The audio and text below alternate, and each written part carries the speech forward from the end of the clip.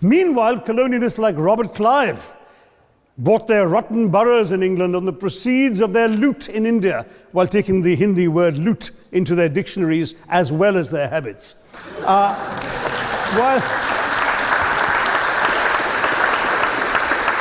And the British had the gall to call him Clive of India, as if he belonged to the country, when all he really did was to ensure that much of the country belonged to him. Standing here with 8 minutes in my hands and at this venerable and rather magnificent institution, I was going to assure you that I belong to the Henry VIII School of Public Speaking, that as Henry VIII said to his wives, I shall not keep you long.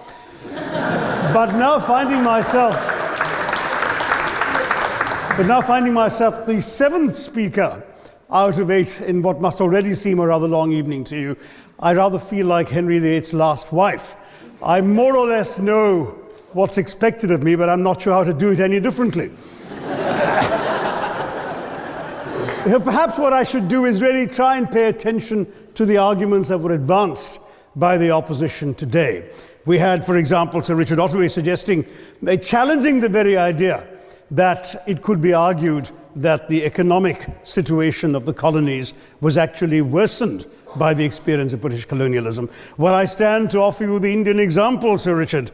India's share of the world economy when Britain arrived on its shores was 23%. By the time the British left, it was down to below 4%. Why? Simply because India had been governed for the benefit of Britain. Britain's rise for 200 years was financed by its depredations in India. In fact, Britain's industrial revolution was actually premised upon the deindustrialization of India. The handloom weavers, for example, famed across the world, whose products were exported around the world, Britain came right in. There were actually these weavers making fine muslin, light as woven air, it was said. And Britain came right in, smashed their thumbs, broke their looms, imposed tariffs and duties on their cloth and products, and started, of course, taking the raw materials from India and shipping back manufactured cloth, flooding the world's markets with what became the products of the dark and satanic mills of Victorian England. That meant that the weavers in India became beggars, and India went from being a world-famous exporter of finished cloth into an importer, went from having 27% of world trade to less than 2%. Meanwhile, colonialists like Robert Clive bought their rotten boroughs in England on the proceeds of their loot in India, while taking the Hindi word loot into their dictionaries as well as their habits.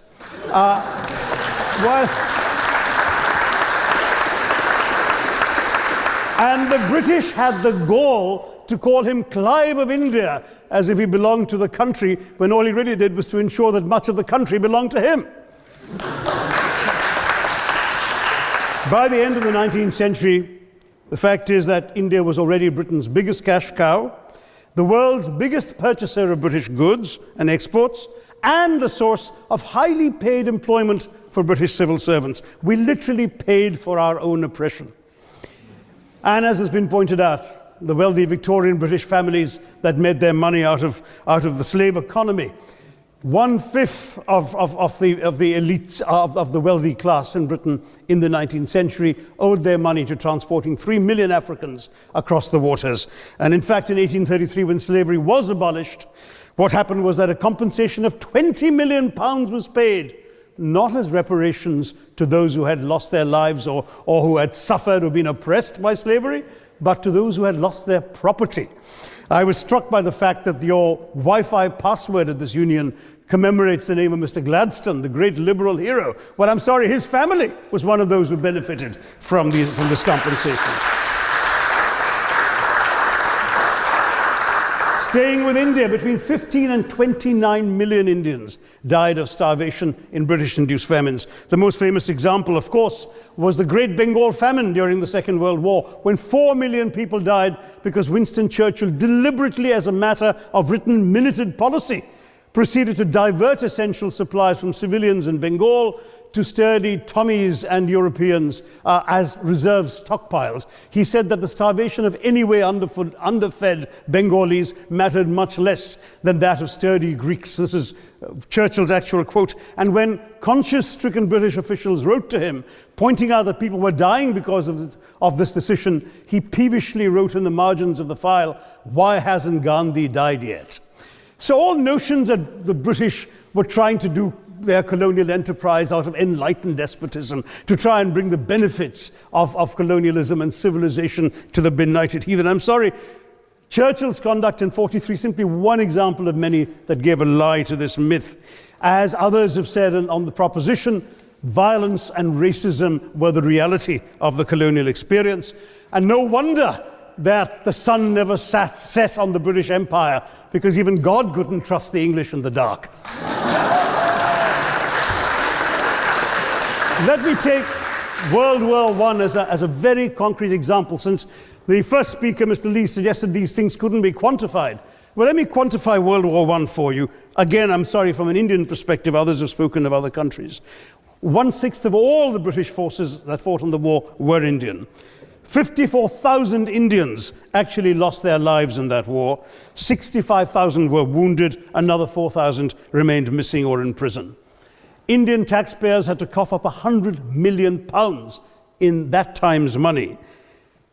India supplied 70 million rounds of ammunition, 600,000 rifles and machine guns, 42 million garments were stitched and sent out of India, and 1.3 million Indian personnel served in this war. I know all this because, of course, the commemoration of the centenary has just taken place.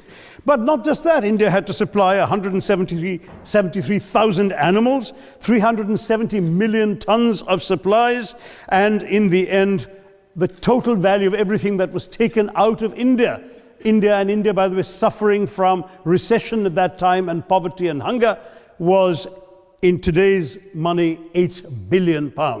You want quantification? It's available. Second World War, it was even worse, 2.5 million Indians in uniform. I won't belabor the point, but of Britain's total war debt of £3 billion, in 1945 money, 1.25 billion was owed to India and never actually paid. Somebody mentioned Scotland. Well, the fact is that colonialism actually cemented your union with Scotland. You know, the Scots had actually tried to send colonies out before 1707. They'd all failed, I'm sorry to say.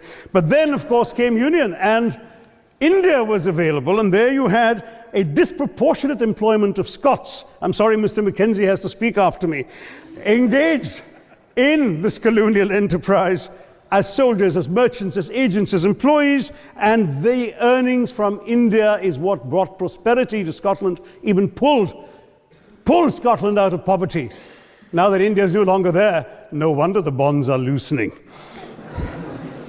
Now, we've heard other arguments on this side. There's been a mention of the railways.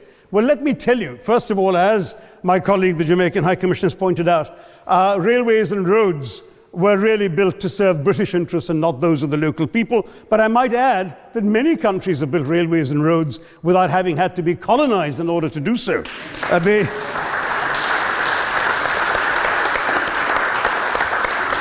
They were designed to carry raw materials from the hinterland into the ports to be shipped to Britain. And the fact is that the Indian or Jamaican or other colonial public, their needs were incidental. Transportation, there was no attempt made to match supply to demand for mass transport, none whatsoever. Instead, in fact, the Indian railways were built with massive incentives offered by Britain to British investors, guaranteed out of Indian taxes paid by Indians, with the result that you actually had 1 mile of Indian railway costing twice what it cost to build the same mile in Canada or Australia, because there was so much money being paid in extravagant returns. Britain made all the profits, controlled the technology, supplied all the equipment, and absolutely all these benefits came as private enterprise, British private enterprise, at public risk, Indian public risk. That was the railways as an accomplishment. We're hearing about aid I think it was again Sir Richard Ottaway who mentioned British aid to India. Well, let me just point out that British aid to India is about 0.4% of India's GDP. The government of India actually spends more on fertilizer subsidies, which might be an appropriate metaphor for that argument. If I may point out as well,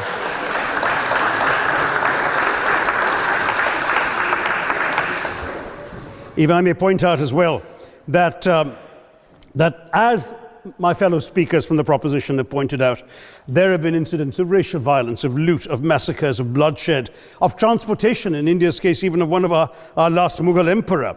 Yes, maybe today's Britons are not responsible for some of these depredations, but the same speakers have pointed with pride to their foreign aid. You're not responsible for the people starving in Somalia, but you give them aid. Surely the principle of reparations for the wrongs that have been done cannot be denied. It's been pointed out, for example, the dehumanization of Africans in the Caribbean, the massive psychological damage that has been done, the undermining of social traditions, of property rights, of the authority structures of these societies, all in the interests of British colonialism. And the fact remains that many of today's problems in these countries, including the persistence, in some cases the creation of racial and ethnic and religious tensions, were the direct result of the colonial experience. So there is a moral debt that needs to be paid.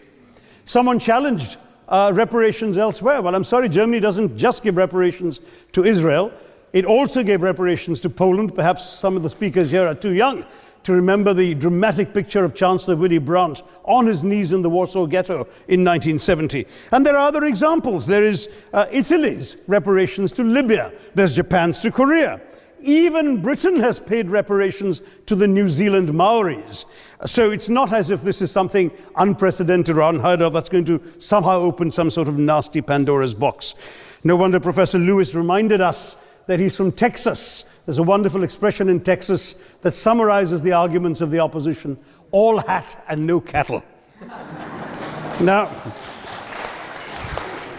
if I can just quickly look through the other notes I was scribbling while they were speaking, there was reference to democracy and rule of law. Let me say with the greatest possible respect, it's a bit rich to oppress, enslave, kill, torture, maim people for 200 years and then celebrate the fact that they're democratic at the end of it.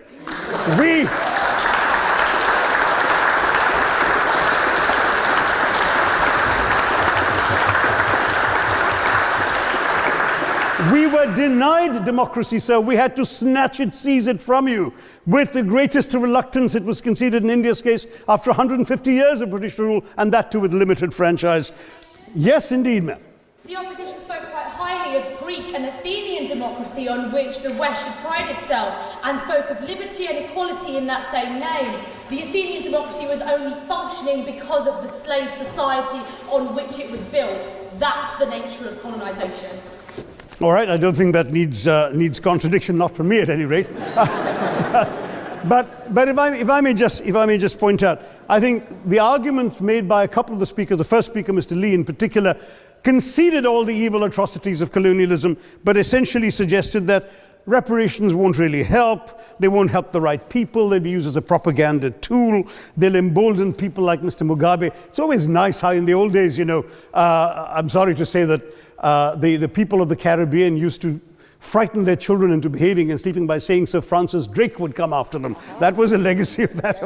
Now it's Mugabe will be there. So this is the new sort of Sir Francis Drake of our times. The fact is very simply, sir, that we are not talking about reparations as a tool to empower anybody. They're a tool for you to atone for the wrongs that have been done. And I